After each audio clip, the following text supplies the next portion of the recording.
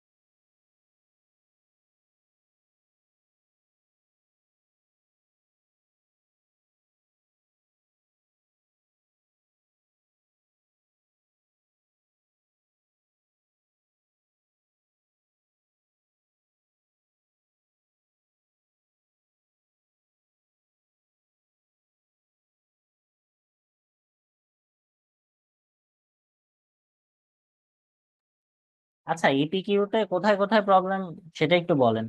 আর ওই যে যিনি ছবি দিছিলেন আপনার হচ্ছে প্রথম দুইটা ইটারেশন আমার ঠিকই লাগতেছে, এখন পরে কিছু আছে কিনা বা কিছু সেটা আসলে এখন দেখে বলতে পারতেছি না। হ্যাঁ, প্রথম দুইটা ইটারেশন ঠিক আছে, মানে আপনার প্রসেস ঠিক আছে। মানে স্যার হচ্ছে আমি স্লাইডের ম্যাথটাই করছি, জাস্ট শুধু মানে প্রসেসটা অন্যরকম ছিল আর কি, এটাই। আচ্ছা, এটা তো আমি রেকর্ড দিছি, একটা প্রবলেম। হ্যাঁ এই স্যার, বাট হচ্ছে অ্যালগোরিদমের মানে, রেকর্ড আছে না? হ্যাঁ স্যার, কিন্তু হচ্ছে ওই স্লাইডের মতন করে তার পরীক্ষায় লেখা যাবে না স্যার, টাইম লাগবে, আচ্ছা, ওই তো বললাম বারবার তো, ছবি আঁকা। যদি পারেন ওভাবে করতে পারেন। ঠিক আছে। আচ্ছা, আপনাদের ইপিকিউ তে কোথায় প্রবলেম আছে বলেন, এখানে যাই। তো একটা ওভারঅল সামারি দেওয়া যায় কি, যদি সম্ভব হয়? এই মানে হুম। ক্লাসটাই হচ্ছে করতে পারি নাই আনফরচুনেটলি। মানে দেখছি এমনি নিজে স্লাইড দেখছি স্যার, বাট হচ্ছে ম্যাথ গুলা, টার্মিনোলজি গুলা একটু বুঝতে কষ্ট হচ্ছে, কেমনে কি হইলো। আচ্ছা, এই জি অ্যাজাম্পশন স্যার, একটু ট্যাজাম্পশন ওভারঅল। এগুলো বলতেছি না আর কি, এটাও বলবো না। ঠিক আছে, এগুলো থিওরি বোঝানোর যখন কথা ছিল বুঝাইছি। এখন যেহেতু আপনার পরীক্ষায় ম্যাথ আসবে, ম্যাথ দেখেন। এই যে অ্যানুয়াল ইনভেন্টরি হোল্ডিং কস্ট, এই যে ফর্মুলা আছে, দেখতে পাচ্ছেন? এই ফর্মুলা হচ্ছে আপনি, যেহেতু আপনি এখন বুঝার স্টেজ পার করে আসছেন, আপনি এটা মুখস্থ করবেন। এই যে অ্যানুয়াল ইনভেন্টরি হোল্ডিং কস্ট এবং প্রোডাকশন কস্ট, এই দুটা ফর্মুলাই মুখস্থ করবেন। Production cost, production setup cost, আর হচ্ছে ওই অ্যানুয়াল অর্ডারিং কস্টের যে ফর্মুলা ছিল, দেখবেন যে এই দুটা ফর্মুলার ভিতরে কোনো ডিফারেন্স নাই। ঠিক আছে, এটা তো বুঝতে পারছেন।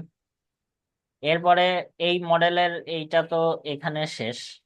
এরপরে এই যে কিউপি এর যে ফর্মুলা আছে, এটাই হচ্ছে ইকোনমিক অর্ডার কোয়ান্টিটি। তো এইখানে কিছু জিনিস আছে দেখেন, এই যে পি, পি মানে কি? Daily production rate. ঠিক আছে, ফু, এইটা আপনাকে সাধারণত দেয়াই থাকবে, আপনাকে খুব বেশি বদার্ড হইতে হবে না। ডি মানে কি? ওই আগের ফর্মুলাতে যা ছিল এখানেও তাই, এটা ডি মানে অ্যানুয়াল ডিমান্ড। এস মানে আগে ছিল অর্ডারিং কস্ট, এখন অর্ডারিং কস্টের বদলে কি সেট আপ কস্ট, ঠিক আছে। এইচ মানে আগেও যা ছিল এখনো তাই, holding cost per unit per year. আর ডি মানে কি, ডি মানে ডেইলি ইউজেস, ঠিক আছে, daily uses rate, daily demand, daily uses একই কথা। তো এইখানে আর যে দুটা জিনিস আছে, এই যে ম্যাক্সিমাম ইনভেন্টরি লেভেল, এইটার আপনার লাগবে, রান টাইম, সাইকেল টাইম, এগুলো আপনার লাগবে আর কি। মোটামুটি আপনার হচ্ছে এই এই ফর্মুলাটা লাগবে, এটা এখানে ইনফ্যাক্ট দেওয়াই আছে। আর এই যে বক্স করা যে দুইটা ফর্মুলা আছে, এই দুইটা ফর্মুলা লাগবে, ঠিক আছে। আর এই যে স্যার সাইকেল যে টাইম, স্মল ডি যে ভ্যালুটা, স্মল হ্যাঁ, ডি যে ভ্যালুটা স্যার ওইটা মানে একটু যাবেন না আগের স্লাইডটাতে? হুম, বলেন। স্যার যে daily demand divided by usage rate, এই ডেইলি ডিমান্ড আর ইউজেস রেট এগুলো কি ডিরেক্টলি দেওয়া থাকবে স্যার সিনারিওতে? আপনাকে ম্যাথের ক্ষেত্রে জি স্যার। এটা তো ওইটাই তো আপনাকে শুরুতে কি দেখাইলাম, ওই যে 52 উইকলির সাথে আপনি যদি 52 গুণ করেন তাইলে হচ্ছে কি অ্যানুয়াল ডিমান্ড পাওয়া যায়। অ্যানুয়াল ডিমান্ডকে number of working day, operating days দিয়ে ভাগ দিলে কি পাওয়া যায়, ডেইলি ডিমান্ড পাওয়া যায় না। শুরুতে যে দেখাইলাম যখন ওই যে অঙ্কগুলো নিয়ে কথা হচ্ছিল। আচ্ছা স্যার, সেই ডেইলি ডিমান্ডকে আবার হচ্ছে ইউজেস রেট দিয়ে ভাগ করলে হচ্ছে ছোট ডি ইউজেস পাবো, রেট তাই তো? দিয়ে ভাগ করা লাগবে না রে ভাই, এটা অবলিক, এটা ভাগ না, ও এটা রেশিও না, আচ্ছা আচ্ছা, বুঝতে এটা পারছি। Or or. কি কি বোঝেন নিজেরা নিজেরা, ধুর। এবার আসেন, এই যে এগুলো তো দেখছেন, ঠিক আছে, এগুলো দেখার পরে এবার ম্যাথে আসেন। এখানে কি বলছে, আর toy manufacturer uses 48,000 rubber wheels per year. তার মানে কি, এটা কি বলেন, এটা কি demand sir sir. Annual annual demand. Annual demand মানে কি বড় হাতের ডি, ঠিক আছে। তারপরে কি বলা আছে, the firm makes its own wheels which it can produce at a rate of 800 per day. এটা কি, এটা P, small P. The toy trucks are assembled uniformly over the entire year. Carrying cost is $1 per wheel a year. তার মানে কি, এটা কি carrying cost আর কি জানি সেম, হোল্ডিং কস্ট সেম না? তার মানে কি, এটা এইচ এর ভ্যালু দেওয়া আছে, এরপরে সেট আপ কস্ট দেওয়া আছে, এটা হচ্ছে এস এর ভ্যালু দেওয়া আছে, ক্যাপিটাল এস। তারপরে কি দেওয়া আছে, দা ফার্ম অপারেটস 240 days পার ইয়ার। এরপরে বলছে কি অপটিমাল রান সাইজ বের করতে, মানে কি বের করতে বলছে আপনাকে, ই পি কিউ বের ইউ করতে কিউ। বলছে। ইপি কিউ, ইও কিউ কি, ইও কিউ বলছেন কে, তার ধরে মাইল লাগা। ইপি কিউ এটা, এটা প্রোডাকশন নিয়ে কথা হচ্ছে না, এটা কি অর্ডার নিয়ে কথা হচ্ছে? এই যে দেখেন তো, এখানে সেট আপ কস্ট বলা আছে, এখানে কি অর্ডারিং কস্ট বলা আছে? এটা ইও, এটা ইপি কিউ, এটা ইও কিউ না। তো অপটিমাল রান সাইজের ফর্মুলা কি, এই যে এটা না, √2 ডিএসএইচ বাই এইচ ইন্টু √পি পি মাইনাস ডি। এখন দেখেন আপনার ম্যাথে সরাসরি কি কি দেয়া আছে, আপনি পি জানেন, আপনি ডি জানেন, আপনি এস জানেন, আপনি এইচ জানেন, জানেন নাকি স্মল ডি, তাই না? তাই তো, স্মল ডি বের করা যায় কিভাবে, বছরে আপনার 48,000টা লাগে, আর ফার্ম হচ্ছে অপারেট করে কয়দিন, 240 দিন, সেখান থেকে একদিনে কয়টা লাগে এটা আপনি বের করতে পারবেন না ভাগ দিলে, পাবেন? পারবো স্যার। তাইলে দেখেন সেটাই আর কি। এই যে দেখছেন, ডিমান্ড রেট ডি, এই দেখেন। এরপরে বাকি যা কাজ সব হচ্ছে ফর্মুলায় মান বসানো, আর কিছু না। আর আপনাদেরকে আমি বারংবার যেটা বলতেছি সেটা হচ্ছে, এই যে ইপি কিউ দেখবেন 2400, মানে এটা একটা হোল নাম্বার আনবেন। এখন যদি 2300.001ও আসে, তাও আপনি ওটাকে কি লিখবেন, আপনি ওইটাকে রাউন্ড আপ করবেন, মানে 2301 বানাই ফেলবেন, বুঝছেন? এরপরে হচ্ছে এই যে ডি বাই কিউপি, এইটার ভ্যালু কখনো কখনো কখনো নাম্বার অফ অর্ডারস বা নাম্বার অফ প্রোডাকশন রান, এইটা কখনো আপনার হচ্ছে ফ্র্যাকশন হবে না, এটা একটা হোল নাম্বার বানাইতে হবে আপনাকে, ঠিক আছে। ইনফ্যাক্ট আমি আপনাদেরকে যে সলিউশন দিছি ওইখানে লাল কলম দিয়ে লিখেও দিছি, এটা সবসময় হোল নাম্বার হবে। এইখানে লাকিলি আপনি দেখবেন 48,000কে 2400 দিয়ে বরাবর ভাগ দিয়ে ফেলা যায়, কোনো সমস্যা হয় না। বাট সবসময় তো ওই কেসটা হবে না, নাই হওয়ার চান্স বেশি।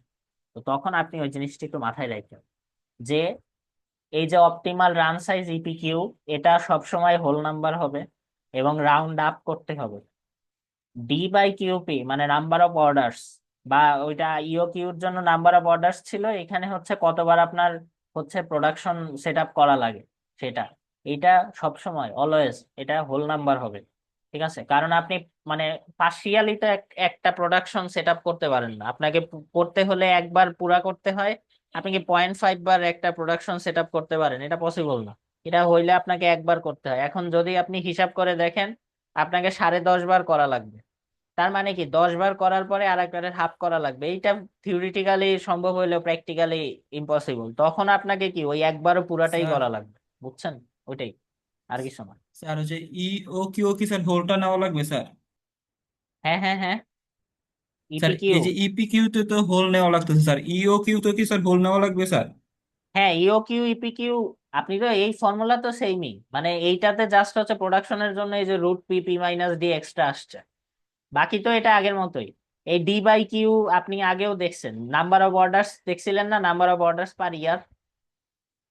ওইটা আর এটার ভিতরে কোনো ডিফারেন্স আছে ইও কিউ আর ইপি কিউ এর মধ্যে? এটা তো পড়ানোর সময় বলছিলাম, এই দুইটা আসলে বেসিক্যালি একই জিনিস। এটা প্রোডাকশনের জন্য, ওইটা কিসের জন্য? ওইটা অর্ডারিং এর জন্য। বুঝতে পারছেন? আমি আপনাদেরকে একটা হাতে লেখা সলিউশন দিছি, দেখবেন ওইখানে কি কি করা লাগে বা করতে হয়।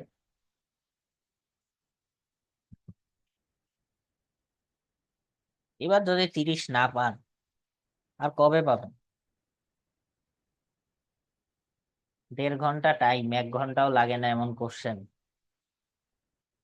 এক চ্যাপ্টার থেকে একটা পিওর সেট, আর কি ভাই, আর কত ফেসিলিটি চান? উফ, স্যার এই যে স্যার বলেন। রিঅর্ডার চ্যাপ্টার থেকে পয়েন্ট যদি এগুলা তো ম্যাথ তো নাই না, স্যার, এখান থেকে তো রিঅর্ডার কিছু পয়েন্ট আসবে না লাগবে না। এখন। রিঅর্ডার পয়েন্ট লাগবে না মানে লাগতে পারে, মানে লাগবে না এভাবে তো বলা যায় না।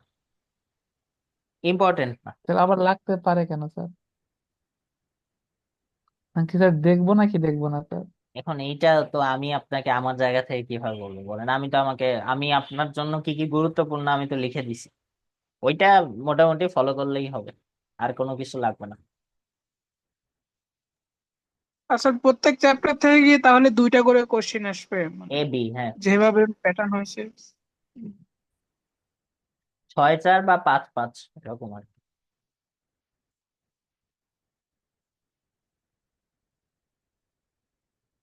আর কিছু?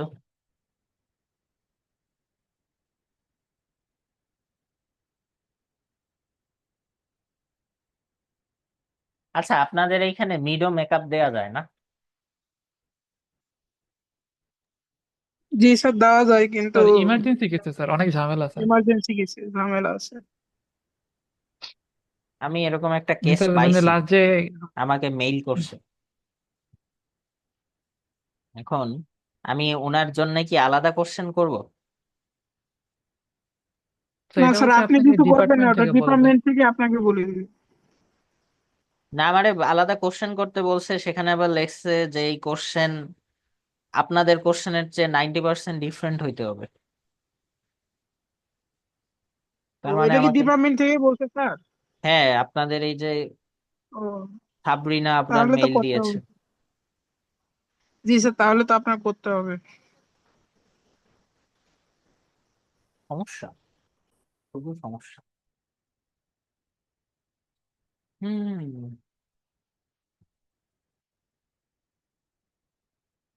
তাহলে আর কি বলেন? আর যদি কথা না থাকে, তাহলে দেনা পাওনা শেষ করে দিই।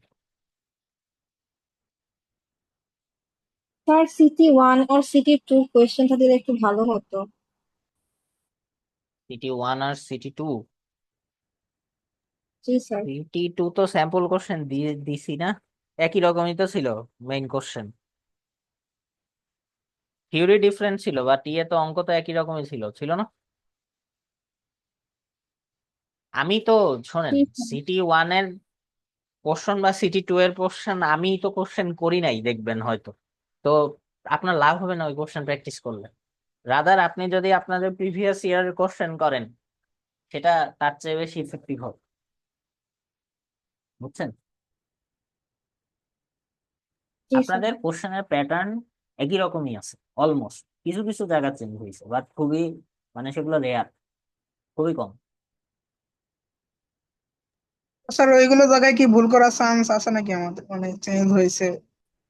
ওই যে বললাম যে আমি যা যা করাইছি তাই তাই দেখলেই হবে, আপনাকে বাইরে থেকে কিছু জানাও লাগবে না, দেখাও লাগবে না, যে টাইপের অঙ্ক করানো হয়েছে ওই টাইপের অঙ্ক করলেই হবে। করানোর বাইরে কোনো টাইপ দেওয়া হয় নাই, ঠিক আছে। ইনফ্যাক্ট আপনি ইনফ্যান্ট্রির যে অঙ্ক পাবেন দেখবেন যে হুবহু প্রায় স্লাইডের মতোই, শুধু ফিগার চেঞ্জ হয়েছে আর কিছু না। ইনফ্যান্ট্রি না শুধু, অলমোস্ট সবই তাই। আর আমি আপনাদেরকে সিটিতে, আচ্ছা সিটির বাইরে আপনাদের টার্ম থেকে কোশ্চেন ম্যানুফ্যাকচার করে এক্সট্রা কিছু জিনিস করাইছিলাম না? মনে আছে ওই যে চ্যাপ্টার 1-এ সিটিতেও দিয়েছিলাম ইনফ্যাক্ট জি স্যার। ওরকম ম্যাথ।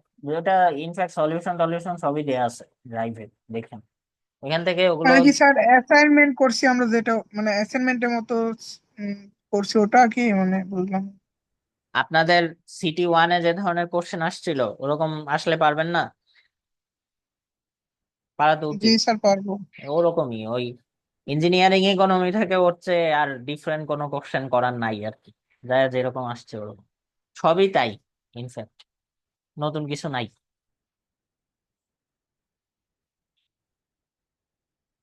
আর পরীক্ষা একটু তো ধরেন হালকা পাতলা সারপ্রাইজ তো থাকে, এটা তো থাকে, এটা কিছু। স্যার ম্যাথ পরীক্ষায় সারপ্রাইজ পাইলে তো মাথা ঠিক থাকে না, এটাই তো সমস্যা। আর সমস্যা নাই, সমস্যা হবে না, আপনারা ভালোই করবে। আর ভালো না করলে পার্সিয়াল দিব, দিই পার্সিয়াল তো দেই, মেলাই দিই। আর কি কি ফেসিলিটি চান বলেন?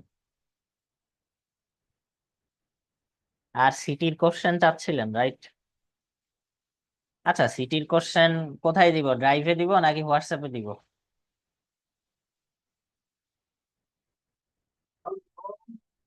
দাঁড়ান কিছু শুনবেন না, কিছুক্ষণ থামেন, একটু পরে।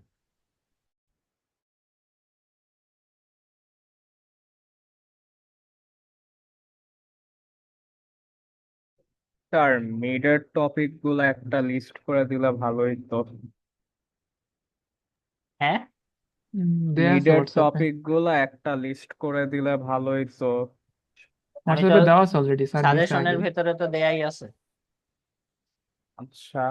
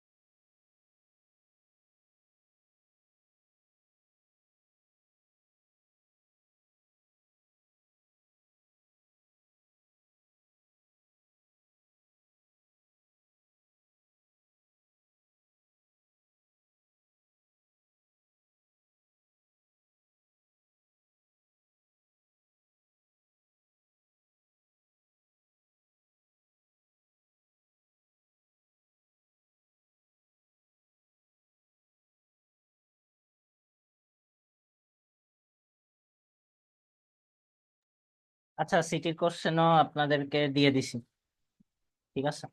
অনেকগুলো সেট ছিল, সেকেন্ড পরীক্ষায় ওই একটা একটা করে দিছি।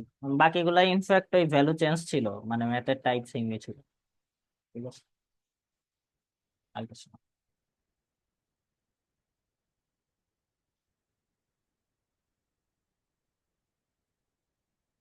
বলেন, আর কিছু আছে? এই ম্যাটেরিয়াল কস্টের কথা কে বলতেছে? ম্যাটেরিয়াল কস্ট বলতে কি বোঝাচ্ছেন? ক্লিয়ার করেন।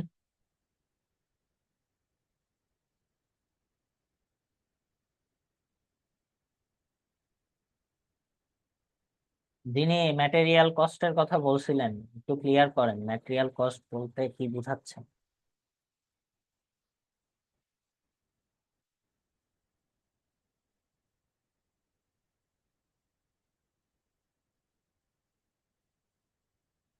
ভয়েস চ্যাট না, লিখে বলেন।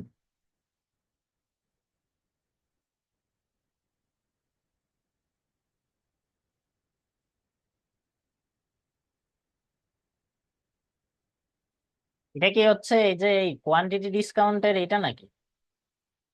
এই যে হয়ে গেল, এইটার কথা বলতেছেন, এই যে ডিসকাউন্ট প্রাইসের কথা? তাছাড়া আর কোথাও ম্যাটেরিয়াল কস্ট নাই তো, মানে আর কোথাও কস্ট কনসিডার করা লাগে না তো?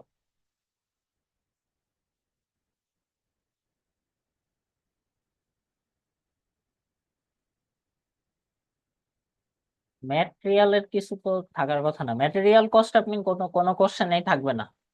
যদি কখনো কোনো কোশ্চেনে দেখে থাকছেন, আমি তো করাই নাই, তো ম্যাটেরিয়াল কস্ট থাকবে না। তাহলে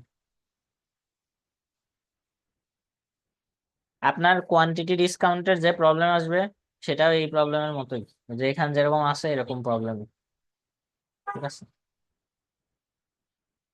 আর কিছু না।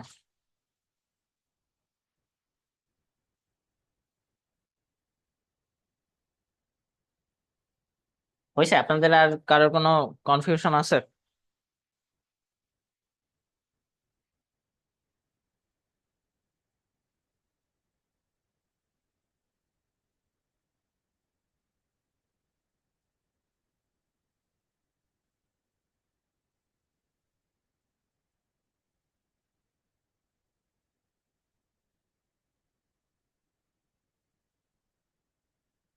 মিটিং এ তো আমি বাদেও লোক আছে, তা আপনাদের কনফিউশন নাই কোনো? বলেন, যদি না থাকে সেটাও বলেন যে কনফিউশন নাই। নাই স্যার আমার আপাতত।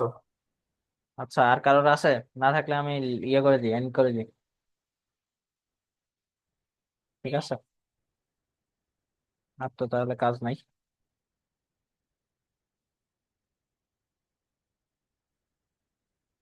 Okay.